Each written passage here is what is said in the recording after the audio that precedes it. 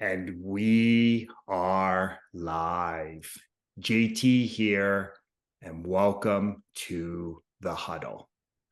The huddle is where I sit down with successful people from the world of sport and coaching. It's to learn more about their journey to greatness. Why do I have these conversations? Because success always leaves clues. I want to take a moment to thank you, whether you are watching on YouTube or on Facebook, or whether you're listening to the audio on the podcasts. Thank you so much for being here with me and my special guest today. And here's my friendly reminder to you. The mind is like a parachute. It works best when it's wide open. So my challenge to you is to go all in on this conversation, to remove any distractions and get laser focused on the here and the now. And I guarantee you, you will gain a valuable nugget of wisdom that will not only help you succeed in sport, but more importantly, in the game of life.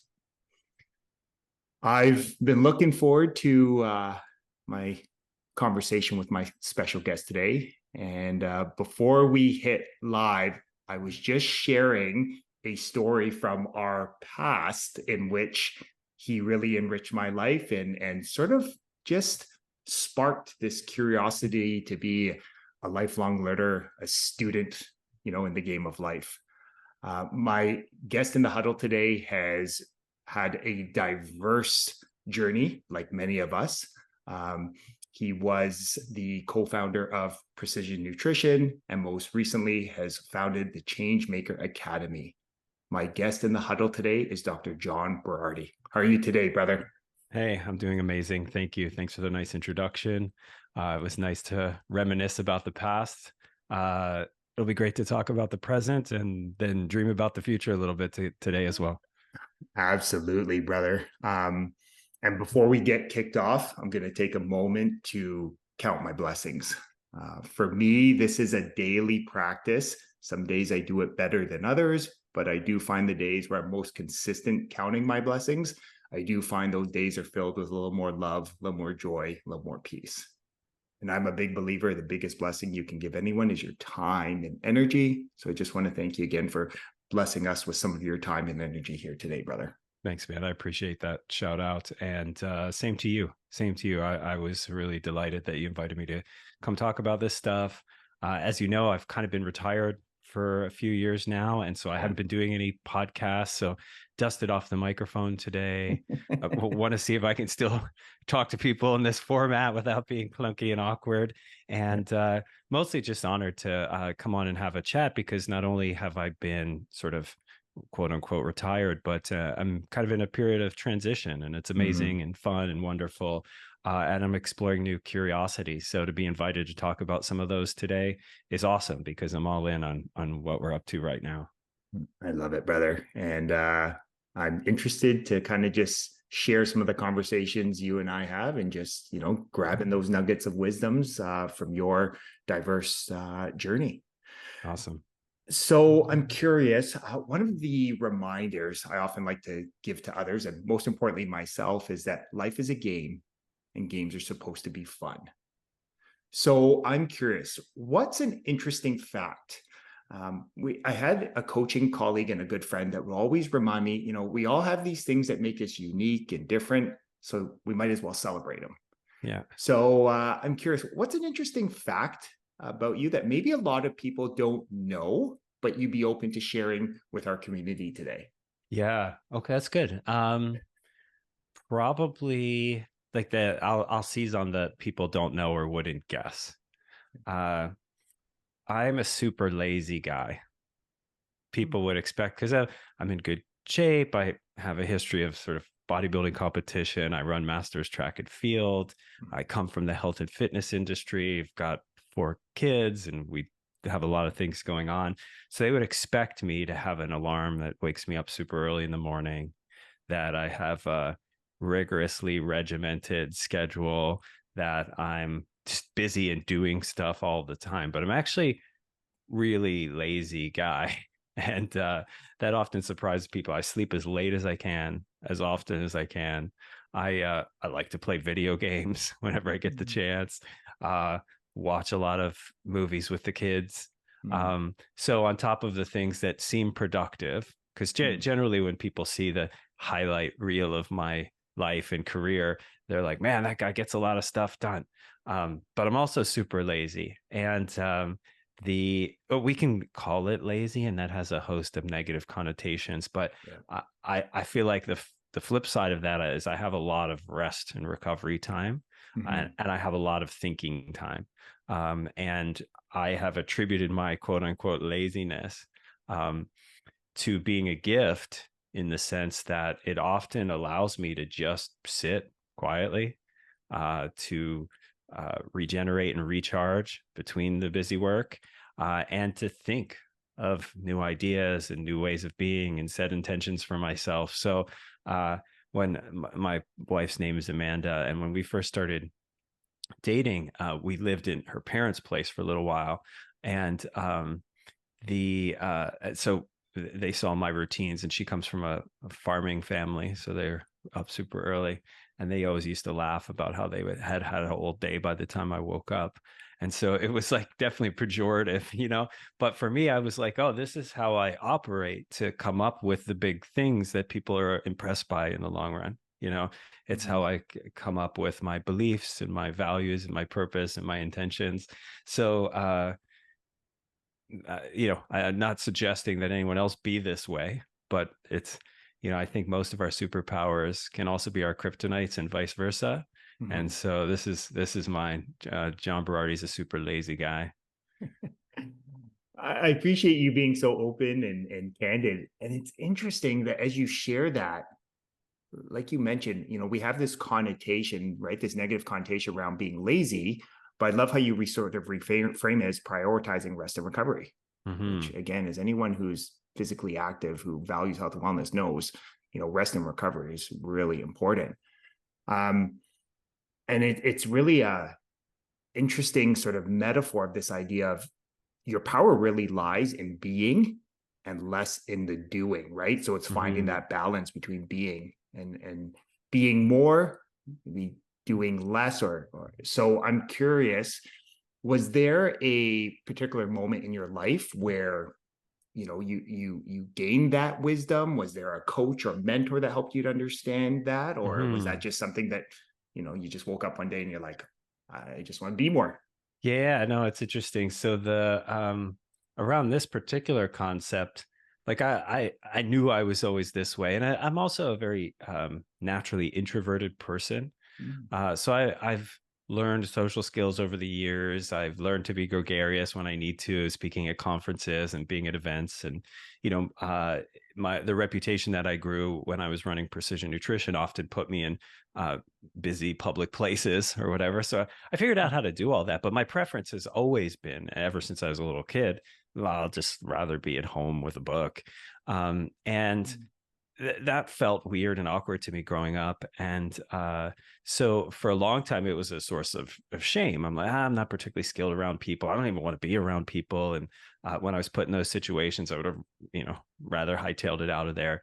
Um, but even like the classic introvert stuff was like, my mom used to love to go to the mall and shop in the 80s and 90s. And the mall would crush me. I Mm-hmm. would come home from the mall and feel like I had the flu. And I'd go to my room and draw the blinds, and I've come to realize since Susan Cain's book was Mm-hmm. excellent about this, where she talks about the powers of introverts. And it sort of gives you language around the idea. Oh yeah, no, that's normal. Like typically introverts are born premature. That's me. Typically introverts, it's not so much of a social phenomenon as it is a stimulation phenomenon, right? You are overstimulated by sounds and lights and noise and all the things, and so people can overstimulate you also. So that was the early cues for me. Like I'd go to the mall and I'd be wrecked. My nervous system would have been spent, and I need quite like no stimulation, right? Um, but still, you carry a lot of baggage around that. And I remember, so when I was in my late teens, early 20s, a mentor of mine turned me on to the books by Ayn Rand. So she was a Russian woman, as a teenager, moved to the States, became a sort of leading thinker, uh, turn of the century, early mid 1900s. And rugged individualism was her thing. And so at the time, it was a philosophy that spoke to me. Nowadays, I've sort of come to balance what I learned from her with a lot of other great thinkers. But she has a character in one of her books. I don't know if you've ever read The Fountainhead and Atlas Shrugged, but Atlas Shrugged has the distinction of being one of the greatest selling books of all time. I think it has outsold the Bible at times, and then it's come second to the Bible at other times.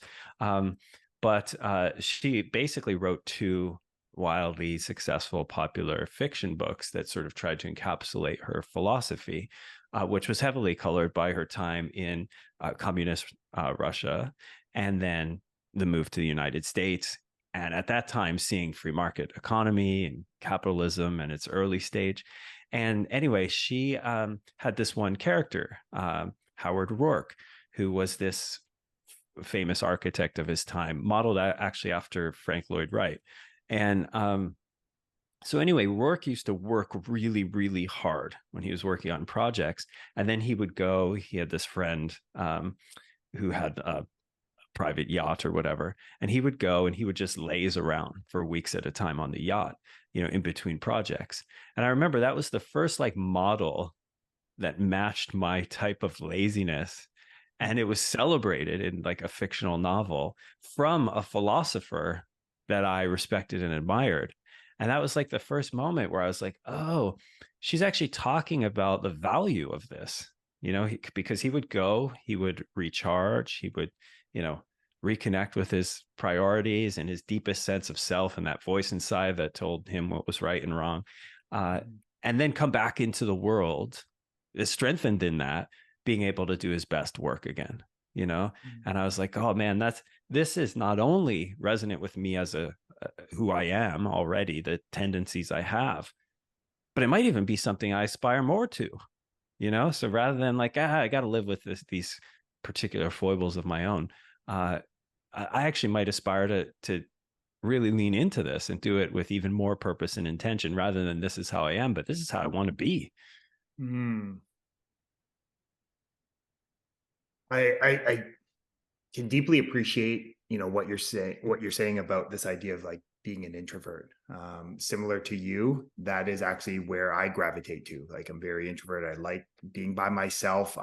As much to my wife's chagrin, I have zero problem going out to eat. I would have no problem traveling somewhere by myself and just Yeah. having days to kind of just be with my thoughts and just do things. But like you've learned, learned sort of the skill to be out and about, to give others your energy and enthusiasm. Mm-hmm. But why it resonates with me is a lot of the growth I've had in the last few years is learning how to, when I come home, to be able to give that same energy and enthusiasm to those closest to me. And a lot of Yeah. that has been requiring to sort of like you find those periods to rest and recover and be okay with that. And Mm-hmm. yeah, so it completely resonates with me, Yeah. brother. Yeah. And something you just said triggered for me. The idea is important for folks who may be like us, to remember that like anything you want to do out in the world is a people related activity. Mm. You know what I mean? Like, you can't have a career without people. You can't be involved in activity and sport without people. Everything is a people thing, So, uh, I ran a big coaching company for a lot of years, and we did education and we did software for health and fitness professionals, and that company grew to about 125 full-time full benefits people. So so I had coaching, right? Then I had leadership, which is essentially coaching people who work with and for you, and I had a family, right? And I realized that the same skills work in every domain. Like, you don't need to take a coaching course and a parenting course and a leadership course.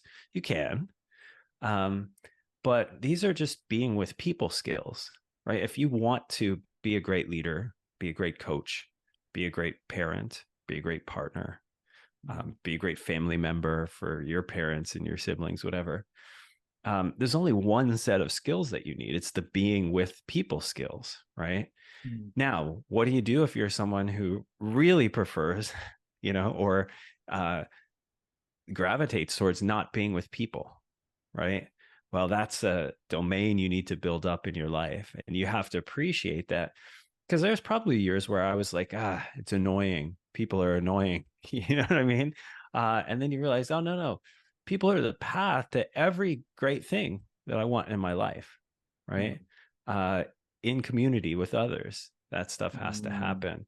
So the balance has to be, what do I need in my alone time so that I can bring my best self to being in community? And then what do I need in my community time so I can go and reflect and learn when I'm with myself?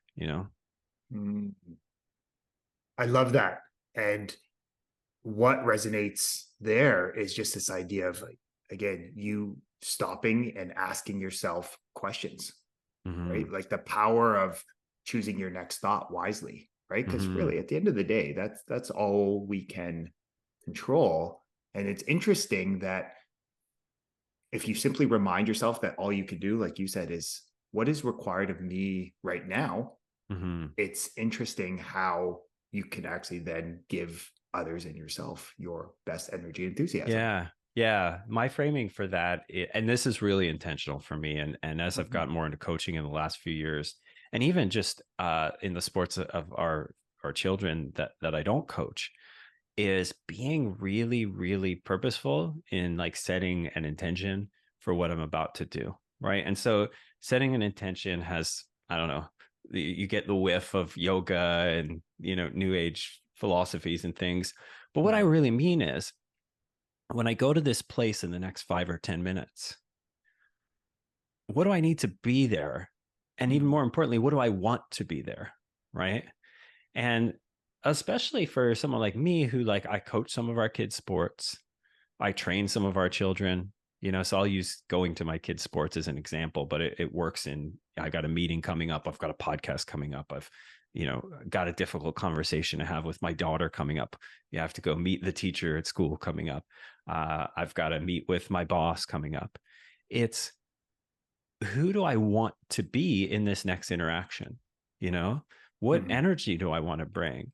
And this is, you don't have to get out your journal, you know, you just think about it on the way. And so an example for me often is, okay, as a coach, I'm giving instructions, asking questions, etc., of my children in a particular sport context. And then maybe they go play another sport, and then I'm going to go stand on the sideline and watch, right? Do I need to show up differently? Absolutely. Of course, we all know that. Will I show up differently? Only if I've set the intention to, Mhm. right? Uh, so normally when I go to watch our children play sports, my intention is something like, I'm not required today to talk to my child, the coach, the referee, or the other parents about the game. Today, I'm here to enjoy the experience of watching my child have joy, moving their body, and playing a sport that they like. That's it. So shut your mouth, sit on your hands, right? And that's who you need to be and want to be today, because you've seen the Mhm. people who aren't being that, and it's embarrassing you're embarrassed for them. Um, and then after the game, what's my role? Is it to discuss every play and how it went and how they can do better? Or is it to give them love and support, um, see how they felt about the experience, and be open to any conversation they want to have or none about that? If I don't set those intentions, it could go the wrong way. It could go a way I don't want it to go. And it was Yep. interesting listening to you, just how simple your question was, but how powerful it was. Like, who do I want to be? So I love that Hmm. simple reframe. So I'm curious, Hmm. Yeah. as you have integrated that simple idea, that really simple practice, as you've integrated that into your life, how what have you noticed in terms of your leadership, either professionally, personally, kind of in any area of your life? Yeah, yeah. I mean, well, number one, it's really helpful for me as a bit of a compass, right? And it doesn't have to be the same compass all the time, right? So it doesn't matter the situation that I'm about to go into, right? And I gave the examples of going to youth sports. I think maybe a lot of listeners can identify with that if they're in coaching themselves or if they have children who play sports. But I mean, it's equally important to use it in a leadership setting, in a work setting, in a relationship setting. My wife and I are about to have a difficult conversation about something. Who do I need and want to be? What do I want the outcome to be here? Um, and so number one, it helps me mentally prepare. I can remember back to a time where I was afraid of difficult conversations. Oh, how's it going to go? You play all of these scenarios in your head, usually involving what the other person will say, right? Well, what are they going to say? And then what will I say to that? And you can chase down this ridiculous rabbit hole of theoretical conversation, or you can just say, who do I want to be? What's a great outcome here? Right. And then it doesn't matter what words are said, you know? Right now, our children they go to challenging academic school and they're in the middle of exams, right? So I've been helping them study this week for their exams, right? So they're not only studying for exams, but they're learning to study as people. They're, for the first time, especially our grade 5, who this is his first year of exams. They're learning how to study, how to think about studying, like a meta framework for learning and studying. And what children do at that stage is, they try and memorize the answer, right? What are the exact combinations of words, the magical incantation that's correct for this scenario? And adults do that too far too often, right? This meeting's coming up. What incantation will I say to get my team believing in the vision? I've got to speak at an event coming up. What magical combination of words should I memorize so that I don't sound like an idiot, so that I can provide positive influence, so I can motivate people or whatever? And as you go through the journey, though, you learn there isn't a magical incantation, that there's a way of being that accomplishes that, regardless of what words stumble out of your mouth in the moment. So it's really helped like de-stress nearly every upcoming scenario, because I can just say, okay, cool. What's the vibe I want to give here? What's the intention that I have for this? What energy do I want to bring? As you're sharing there, you talk about how this idea of like prompting yourself with questions, you know, setting an intention, being clear on what it is you actually want is a simple principle that really can help you lead in any area of your life. Mm-hmm. Yeah, totally. And I mean, there's ways to extend it as well. Sort of, you talked about what the benefits are and how it's influenced my life. And I talked about de-stressing, Mm-hmm. sort of providing me with a compass for every situation rather than a script for every situation, because there's too many situations in life you'll face. You can't have a script for them, but you just need to know who you want to be and what you want the outcome to be. And then you put your energy towards fulfilling that. And, at work at Precision Nutrition over the years, we had this thing called an impact filter. And you use the same principle for projects as well, right? So the impact filter was just a one sheet.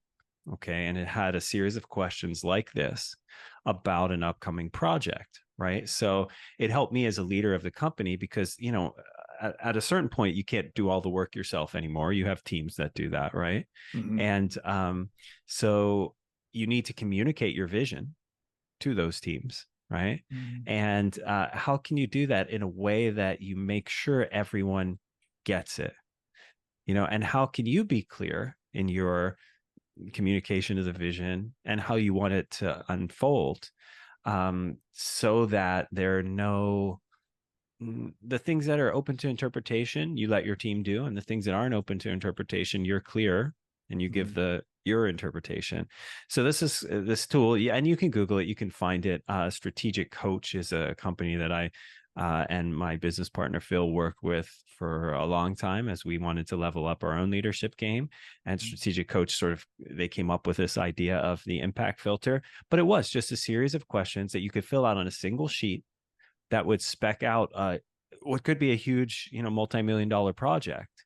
And it would just be like, what is the goal of this project? What is the best outcome if this project goes well? What is the worst outcome if this project goes badly? What are the 5 main tenets you want everyone to know about this project? And so on and so forth. Mhm.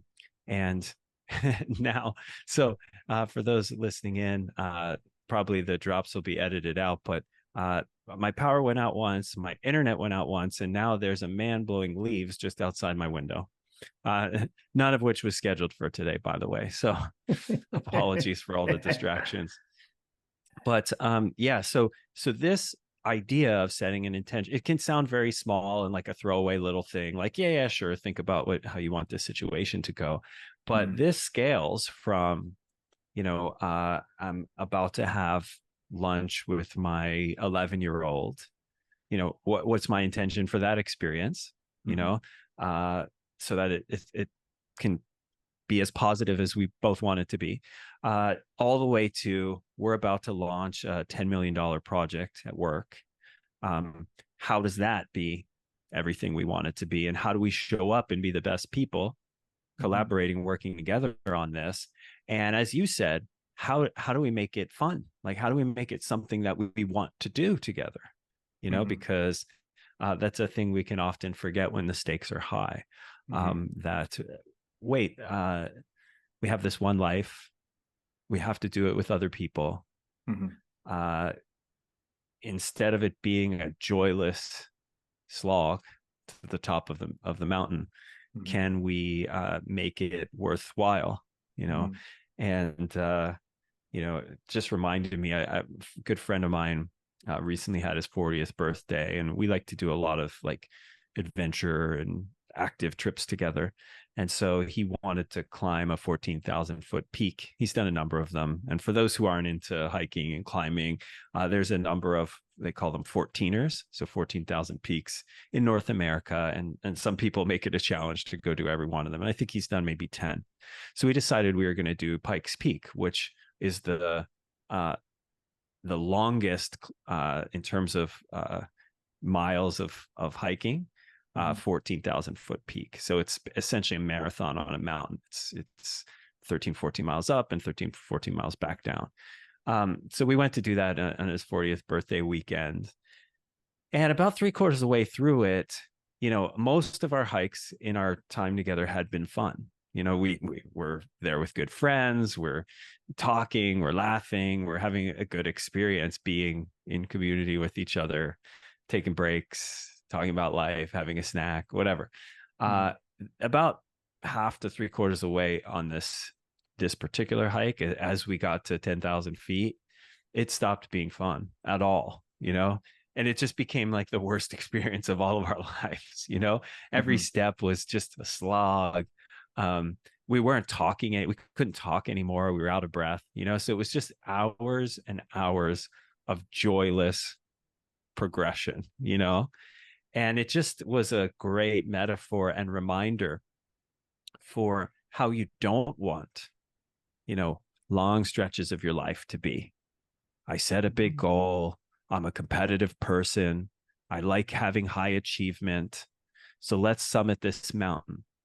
Well, wait a second. Let's stop and enjoy the view. No, we got to get to the top. You know, um, and um, the posture that I most envision is the one where you're so focused ahead and you're suffering because you've made it joyless, and you throw your elbows up. So it's get away from me. We just give me enough space so I can keep this discipline and fortitude to get to the top. And that's when you're doing it wrong, you know? Mhm.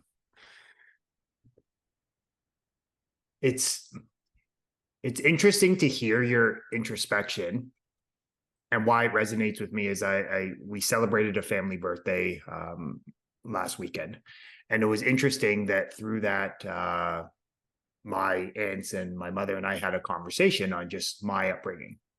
And it was interesting that in my life, what I've found over the last few years is that I've come to discover that some of the best lessons were actually observing what I don't want, and Mm-hmm. part of those, and some of those lessons were experiencing what I don't want. and there Hmm. was a lot of, discomfort and pain. But it's interesting that as I've learned to understand that I needed to go through that Hmm. to actually discover what I do want, right? The polar opposite. So it's really interesting how you share sometimes this idea like lessons can be sort of reminders can come in lots of different ways. They're not always sunshine and Hmm. rainbows. Very often they are, ones that put us in painful and uncomfortable situations. Absolutely. Once you've had them and then you practice gratitude for the experience of having them, you still don't want the pain in the future. You know Yeah. what I mean? Yeah. Like it's human nature to be like, no, that sucked. I'm glad I learned it. Let's not do that again. But life will continue to remind you in all sorts of ways, about how to be a better parent, about how to be a better coach. And I think you just have to be open about the learning part, right? So you don't sometimes have a choice about the pain part, but you do have a choice about what comes after, right? Do we complain that it happened? Do we say, oh, thank goodness I'm never going to think about that again because it sucked and it hurt either Mhm. psychically or physically? Mhm. Or like let me extract and squeeze every possible growth, learning, lesson, positive development from that, Mhm. and it's fun because you know, it's interesting to think about how you might do that as an adult, but as a coach, I often think about how can I start building the foundation of that ability in our athletes, right? Mhm. You want to uh if you see it as your mission to help your athletes achieve high performance, if you see it as your mission to help athletes, young athletes learn and grow into themselves as they get older, Mhm. if you see it as your mission to help them become quote unquote better humans and community members. Uh, these are skills they need to learn, Mhm. and I don't know whether they're learning them at home. I don't know whether they're learning them at school. So there's maybe an opportunity for us to do that together, to do that work together. So, right now I've been building out little systems to help do that. Like so I have this I came up with this idea recently. So for the month of December, we're doing this sort of bingo card for our 9 and under flag football team. So we're like a competitive, rep travel team, whatever. And it's a new group. So we just put it together this year. And so I got the idea because we were touring high schools. So our oldest daughter's about to go to high school next year. And we went around to high schools and they had this cool bingo card thing where basically, if you go to all the classrooms they want you to see, you get a stamp at each one. And so it encourages everyone to it gamifies, the idea of like visit all the cool places in our school. So you don't just come hear the speeches and then go home. Right. So we were doing that. And I was like, that's a really cool idea to motivate people because all the kids who might otherwise be apathetic about like having the whole tour experience were like super motivated to get all the stamps. And then they had a prize at Mhm. the end. Right. For the people who completed the thing. So I was like, that's cool. That's a cool little like doesn't require technology to Mhm. gamify an experience. And I'm like, all right, cool. So I've been wanting to get our athletes to do some homework. I record some plays and I analyze them and stuff and, mark them up, chalk talk essentially. And there's certain like homework I want them to do to enhance their own flag football game. But then there's also certain behaviors I think we should embody as a sporting community.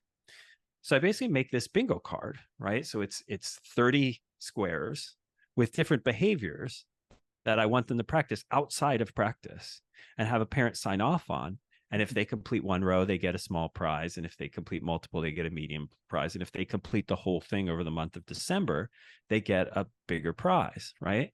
So the question is, how do I break down some of the things like being open to feedback, learning from mistakes, being a positive contributor, practicing gratitude. Like, what would it look like to ask a kid to do something toward that, right? Buy a gratitude journal and write 10 things you're grateful for every day is maybe too much of a reach, you know? But what is the building block of that? And this is one of the things I've had a lot of fun with in my career, because I used to create curricula for health and fitness professionals, and for coaching clients, right? So, and the game was always, how do you break down a complicated thing, behavior or way of being in the world, into a little action that I can do today and say, did I do that? Yes or no? Right. Um, so some examples of the things that appear on there are like review play analysis 1 through 3 on our YouTube channel. Another thing is write a thank you note to a coach, parent, or teacher. Another one is review this play formation, right? And each of the roles that each person has to fill, and pay particular note to the roles that aren't yours, right? So you can think about what it means for a successful play in community together, right? Another one is show good sportsmanship to a teammate or opponent. Another one is as simple as like make your bed every day for 5 days this week. So we're just thinking about like, how can you, uh, in your staff, in yourself, in your family, in your teams, build up the skills at the level of skill those folks are at the moment to um, eventually trend toward being the kind of community we want with the kind of values that we want, right? And it Mhm. starts with yourself, and then it can start to permeate out to those folks around you. And uh, I'm happy to report that the kids absolutely love this activity, right? They every practice, they show me how much they've done so far, and they tell me what things that they like, what specific and who they wrote the note to. I got some notes; they were really sweet. Um, but it all maps back to this thing, right? This is leadership. This is being in community. This is coaching. This is parenting.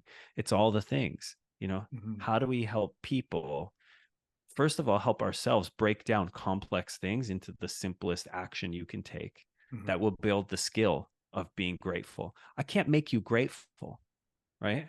I can't say, JT, you need to be grateful for the things in your life, right?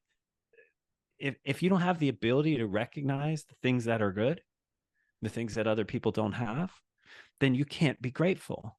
But could I give you 2 or 3 actions over the course of the next couple months that help you recognize and build that awareness? Like, oh, wait a second. This crappy thing happened today, but these 4 things good happened and I didn't even notice them. So, how can we get you noticing them? And that's before gratitude, it's awareness, right? Mhm. And then you can say, oh, I'm aware of the good things. Cool. Can I think about maybe how other people don't have them or how I'm lucky to have them? Cool. And if I think about that, does that make me feel lucky? Does that make me feel like, oh, that's pretty cool? I could have gotten something really crappy, but I got this instead. Oh, that feeling is gratitude. All right, we built it up over 3 steps. Mm.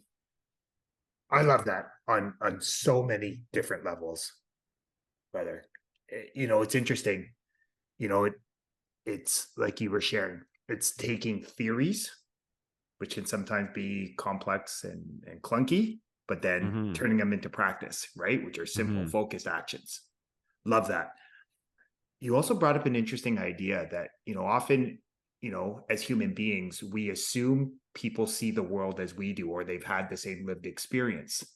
So I Mm-hmm. love how the simple practice of giving each athlete, each coach a card actually empowers them to take action. Mm-hmm. And how cool is that?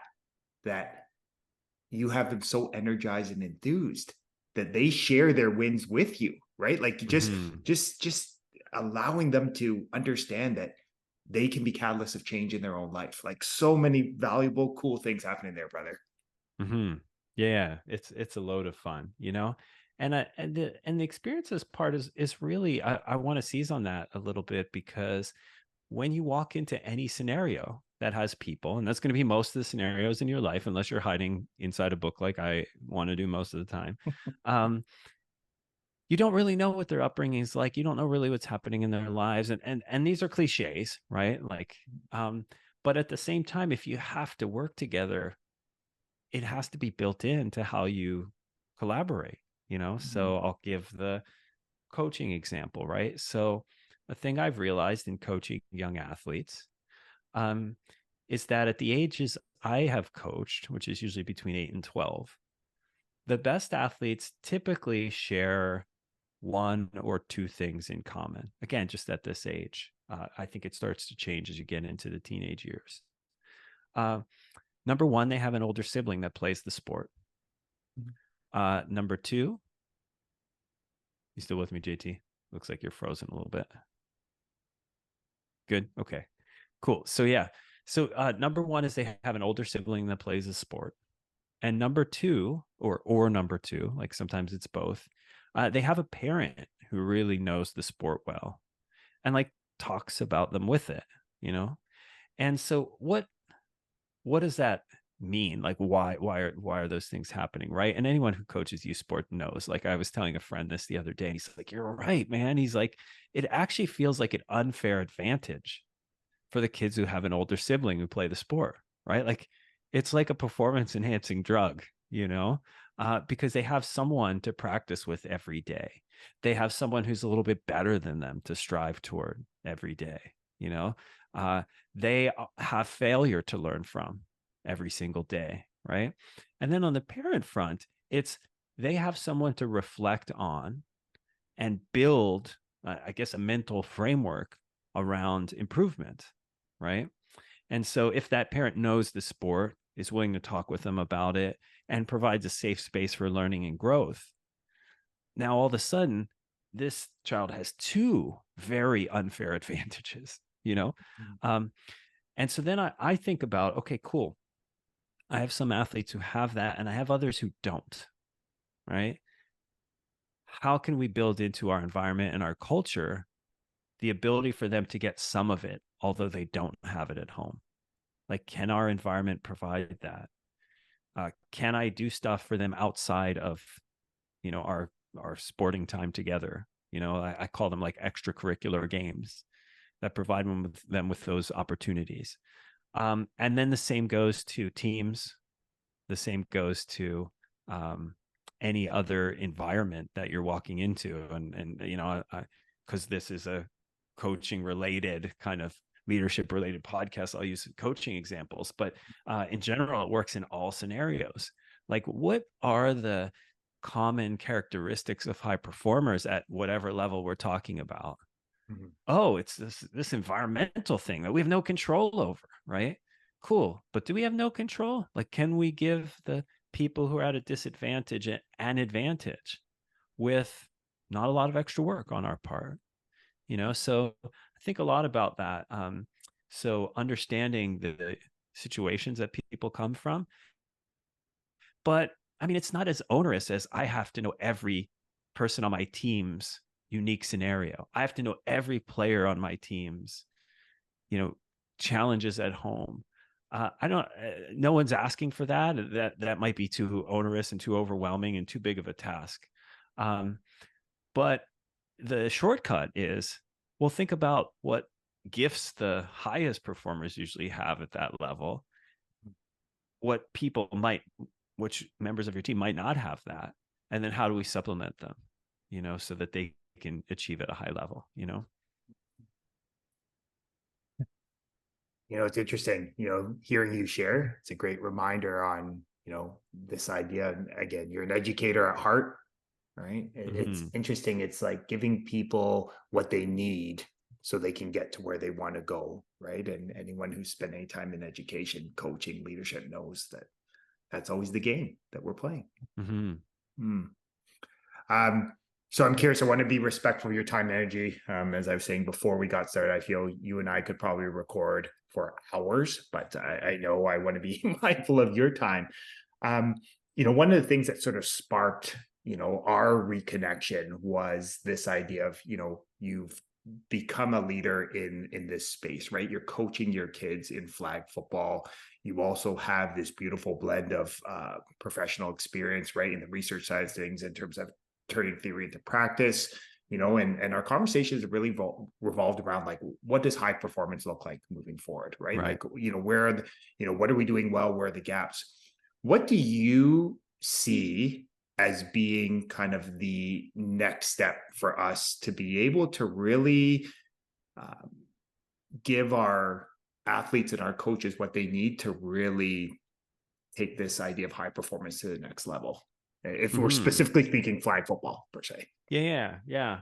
Well, when I think about high performance, I the I've worked in elite sport. I've worked at in the NFL and NBA and Olympic sport, and so I've seen that's what we think of when we think about high performance. Often we think about an environment or a culture of the best players in the world, training, learning, competing. But as you know, like a high performance environment has to be like reverse engineered back to a 7-year old. You know what I mean? Like that's what a high performance environment looks like. We have to think about, um, are we even attracting the best athletes to our sport in the first place? So if you think about flag, for example, let's say Canada doesn't have an elite flag football environment. Again, and you can insert soccer or rugby or whatever here, uh, until there's flags in every grade school and they learn it in phys ed. It doesn't happen until I'm down in Niagara. So the district school board of Niagara, they have track meets, they have volleyball tournaments, you know, they have all their sports.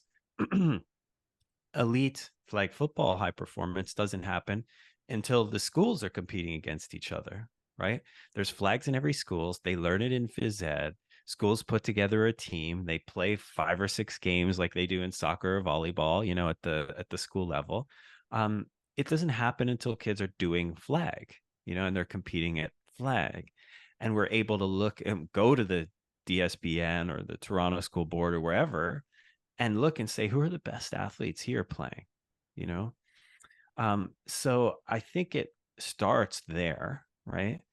And then as we attract the best athletes to the sport, and they get exposures early and they have loads of fun with it early, and we can see where the best players are coming out of at each age division, then we can start talking about things like measuring, like what is unique about the high performers in this sport, right? You do a little literature review on, let's say, tackle football, and there's good data on this, right? You look at most of the assessments and combines look at 40 times in agility and strength and those kind of things, right? But some of the more progressive labs are looking at cognitive skills that are unique to high performing, let's say, D1 football players. And there's like some cool labs doing some stuff on like task distraction and other skills. Like an example of that would be they have ways of measuring in the lab when chaos enters your visual field. Can you stay focused on the thing that you're supposed to stay focused on visually and cognitively? Mm, And lo and behold, the best D1 football players do better than controls or even lower tier football players. So they have a way of visually honing in on the most important task that they've been given in a moment and being almost undistractable by chaos, right, in their visual field. We see reaction time differences. We see all these things that you would consider, like traditionally football would consider the intangibles, right? And they were only called that because we didn't describe them ever. We didn't know what they were called, right? So it's like what makes a great football player: good 40 time, good agility, um, good strength, and magic. You know what I mean? mhm, And so the magic is actually starting to be defined. And lo and behold, it's not magic. It's like agility, but it has mhm, to do with cognitive and visual and reaction time. So it's a long way of saying once we find the better players and they've developed and they have had time to play in this environment, uh, and they've like been attracted to it, as much as they've been pushed towards it, mhm, then you say who's excelling. Okay, let's describe them, let's measure them. What's different about their vision? What's different about their movement? What's different about their cognition? uh, and now we can start recruiting for that as we search the country for a provincial team, national team, whatever, right? Mm. Uh, and then at that stage, right? Uh, Once we've found the best, so I guess A is getting the best athletes to want to do your sport, right? Mhm. And they're not doing soccer, they're doing this, right? They're not Mhm. playing hockey, they're doing this. Every country has their thing, right? And in Canada, for example, where are the best athletes going? It's probably hockey, probably the top athletes are mostly drawn toward that sport. And it's no surprise when, in league play for flag, some of the best teams that show up are an entire hockey team who decide to play flag football in the off season, right? And I've seen that over and over again. I'm like, what's this group? They're like, oh, they're not even really football players. They're hockey guys, and they just wanted to do this as like cross training in the off season. Like, oh Mhm. yeah, of course, right? So the best athletes are over there most of the time, and they just come here for cross training. How can we get them to want to come here first? Yeah. And there's steps. I mean, there's pathways that we can create for that. So that to me, again, we reverse engineer from the best athletes competing at the world championships all the way down to that 2 generations, 3 generations from now, 6, 7, 8 year olds being exposed. And just, for me, step one is um, can we partner with the NFL to get flags to every grade school, every public grade school in Canada, right? And that may be a stupid, unrealistic, too big picture of a vision, but I think it kind of begins with things like that. And that at each stage we say attracting, like introducing the best, uh, attracting the best, uh, identifying, so describing, then identifying, and then we start talking about like what do high performance training environments look like once we have a team selected. Mhm. And I think there's lots of great models for that already, right? And maybe that's a whole nother podcast. Like how do you, yeah, coach select? Do you do like bring everyone to a single center for training, or do you let them train separately? These are things that have been debated and worked out in Olympic sport, for example, for a lot of million years. Yeah. um, but for me, I actually like thinking about all the way at the beginning. Yeah. I love it. Um, and what resonated was this idea of it's interesting in the last, year or two, we've actually seen an influx of, the NFL Canada really working with us to be able to work alongside Football Ontario to get more flag kits into schools at the grassroots, like you were Hmm. saying. So we get more kids Yeah. exposed to having fun with it, actually finding joy and just play. Hmm. And And I'm it's curious, have they like provided education for the phys ed teachers? Like, is there a packet with, how to roll out flag football into your phys ed program? Yeah, there has been. And the interesting part is now, obviously the last few years have reminded us that, in person is great. It allows us to build connection, but there's a lot of wonderful tools that allow us to, digital ones, apps that actually can, say you get a teacher that has the best intention, wants to do it, wants to get their students and kids moving, but just doesn't know where to start. There are Right. some tools that are coming now. Now it becomes sort of the education piece about Yeah. actually letting people know this support is out there, right? It's Hmm. going to be messy, as you know, but Yeah. as long as we set the intention that, hey, let's provide a meaningful experience, let's get kids out moving, having fun, everything else Yeah. is going to be a blessing, right? One of the things I saw recently, I don't know if you know the Playmaker app. Mhm. This guy who runs a flag football league in the States partnered with some folks to create an app. It's kind of like a often used as a play designer, but what he's done is he's created like prepackaged play sets and tutorial videos around them. So he runs a league. He's got a couple thousand participants, right? Who are the coaches going to be in that kind of a house league? They're going to be parent volunteers. So every parent volunteer gets like a pre-programmed play set when they begin. and it's out of this app. And I have no affiliation with Playmaker app or whatever. I just saw it and thought it was really cool. Signed up for it, watched all his tutorial videos, and was like, man, like this is um, 3-4 years of coaching education in 2-3 hours, right? Like they get a playbook, a base playbook, which they can adjust through the app. They get a tutorial on each play. There's video demonstrations of those plays in action because this guy runs a league, so he's filmed it and he shows it, right? There's instructions for each player and how to coach each player. It's not a big onerous education process, right? It's just a couple hours of video to watch and some tools to look at. And I was just really impressed with, my point being, how much you can do with so little time and not a tremendous amount of resources in terms of taking, let's say, a volunteer parent from someone who's like, I played football, but never coached it, to a baseline level of competency with not a high bar in terms of time commitment, financial expense, or, trial and error learning, right? It's here you go. Now build from that. Now adjust the plays, now think about your unique players and your unique ages and environments. Yeah, lots of great stuff. And you know what's interesting? I think it's a perfect time for us to plant the seeds on. We're going to bring you back for another conversation because I feel like there is so much I still want to unpack with you. But Yeah. so, brother, I'm curious. Is there, I know you've kind of just sort of made your way back onto social platforms.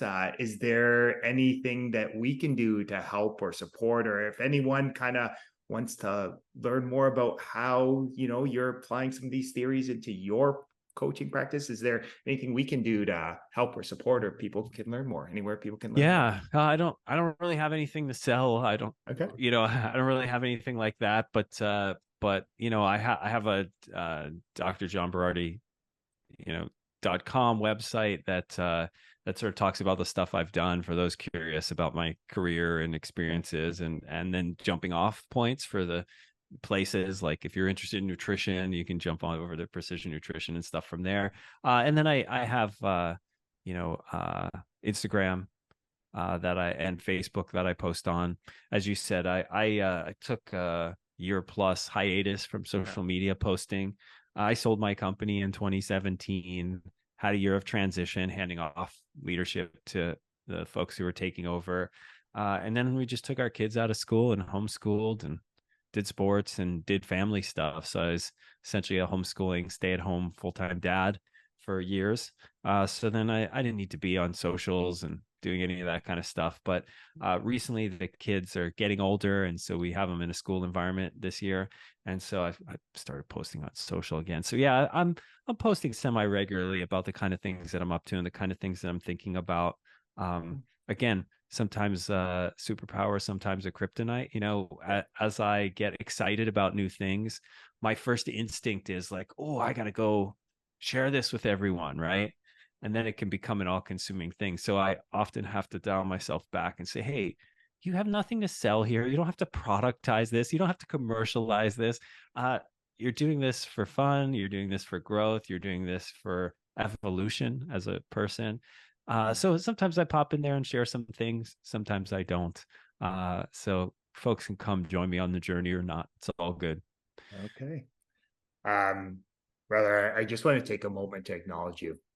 I want to acknowledge you for the great man you are, the great husband, the great dad, the great teacher, coach, and mentor, but more importantly, the amazing human being you are. Uh, like I shared with you before we went live here, you have had such an important role in my journey. Again, we first connected when you were a TA in my fourth year nutrition course. And, through, serendipitous events, you were roommates living at the time with our mutual friend who was also one of my teammates at Western.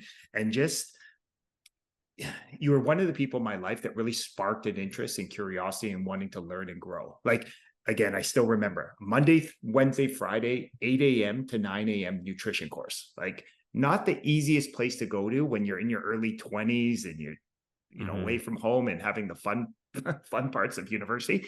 But you inspired me to want to get up and actually go to class because I was interested in learning. So I just wanted to thank you for being integral in my journey and just thank you for Hmm. inspiring others to develop a lifelong passion for learning.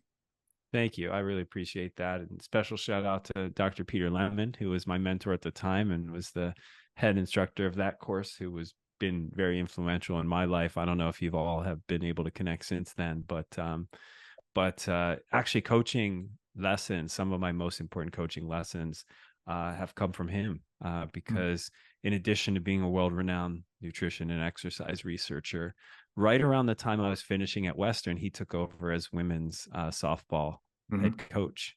That's coming up on 20 years now. I think they've won 12 or 15 national championships during that time. Uh, and he had never coached softball before that. Um, and so there've been a lot of every year I go back to Western and I speak at a community summit that he puts on, and I'll do that as long as he puts that on because he did so much for me. And so I always like to pick his brain about coaching. Now, he taught me about academics and nutrition and biochemistry and physiology, and now it's well, wait a second. How did you start coaching women's softball for the first time and over 20 years win 15 national championships? Like, what is happening there? Right? Like, Yeah. people should be talking to him about that now, and he's got Yeah. some great lessons that I ported over with me as well. So shout out to Peter Lemon, who's been influential in a lot of people's lives. Absolutely. So, folks, Dr. Berardi dropped so many valuable nuggets of wisdom that will not only help you succeed in sport, but more importantly, in the game of life. But as I like to remind you every week in the huddle, knowledge is potential power. It's a consistent and focused application of great knowledge that actually creates greater results. So, my challenge to you is to take one of these valuable nuggets of wisdom and go apply to your life today. And as I like to remind you every week in the huddle, you are deserving of greatness. You are worthy of greatness. You are greatness. And my only ask from these conversations, if it resonated with you, if it touched your heart, then please share it with a friend, a loved one, a teammate, just someone you feel that would benefit from listening to these positive, inspiring, and empowering ideas. The more people we have listening, understanding, and applying these simple principles to their life, the more blessed this world will be. As always, love having these conversations with you in the huddle. Have a blessed rest of your day.